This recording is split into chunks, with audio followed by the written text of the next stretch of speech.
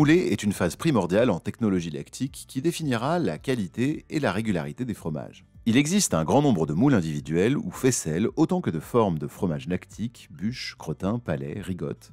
En plastique ou en inox, ils sont perforés sur le fond et les côtés afin d'évacuer le lactosérum. En plastique ou en inox, préférez des moules avec des petits pieds sur le dessous pour limiter la stagnation du lactosérum. Afin de mouler, le producteur devra également se munir d'une louche classique, ronde, aussi appelée pochon, ou encore d'une écumoire. Le diamètre doit être le plus proche possible de celui du moule afin de pouvoir déposer le caillé jusqu'au fond du moule. Préférez un matériel fin et coupant, en inox, et évitez le plastique pour ne pas hacher le caillé. Afin de gagner du temps au moulage, il existe également des répartiteurs à moules individuels permettant d'orienter le caillé vers les moules. On utilisera alors une pelle de préférence en inox et une raclette.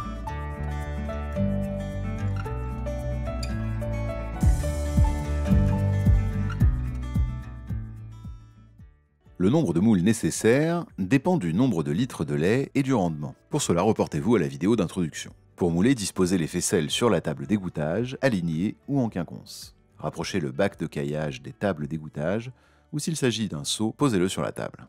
Commencez par soutirer le lactosérum surnageant avant de procéder au moulage. Le geste du moulage est assez technique.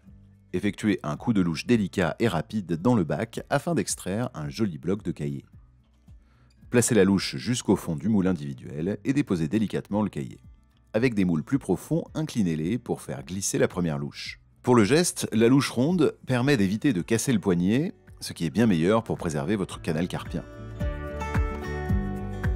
Arrivé au fond du bac, on obtient un mélange de morceaux de caillé et de lactosérum. Il faut l'homogénéiser délicatement avant de le répartir dans les différents moules pour la dernière couche. On veillera pour une meilleure homogénéité du fromage à remplir chaque moule avec du caillé de dessus de bassine, puis de milieu, et enfin de fond de bassine plus souple.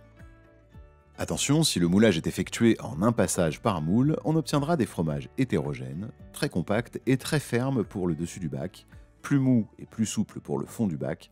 Cela aura donc des impacts sur l'égouttage et le rendement. Le nombre de louches et la hauteur de remplissage du moule sera en fonction du rendement fromager.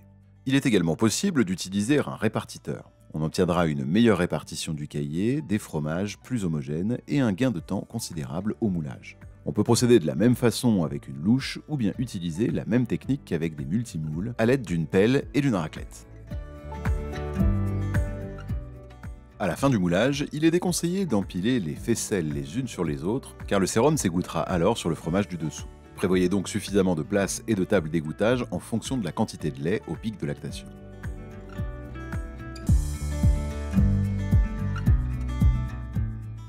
Le retournement intervient 6 à 8 heures après le moulage. La table doit être à la bonne hauteur et les moules pas trop en profondeur pour ne pas tirer sur le dos ou les épaules. Une bonne posture permet aussi d'être rapide dans son geste et de ne pas abîmer le fromage retourné.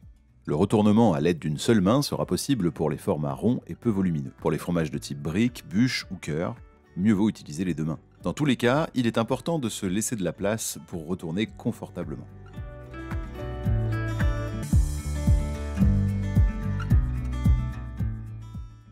Premièrement, le retournement avec une seule main.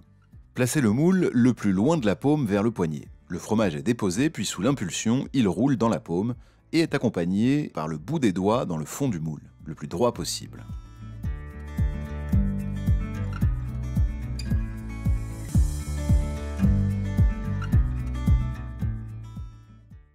Prendre le moule dans une main et basculer le fromage dans l'autre main. Posez le moule, retournez le fromage en changeant de main. Reprendre le moule et replacer correctement le fromage dans son moule.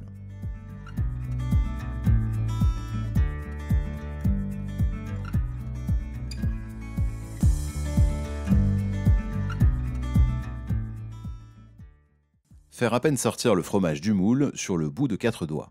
Avec une impulsion du pouce, le retourner, l'orienter puis le remettre en place le plus droit possible. Cette technique demande une certaine agilité et le fromage doit être suffisamment ferme. Le retournement en moule individuel est un geste répétitif. Attention aux troubles musculo-squelettiques, en particulier le canal carpien. Soyez donc bien vigilant à votre posture, à la hauteur de la table et choisissez la technique qui vous convient le mieux.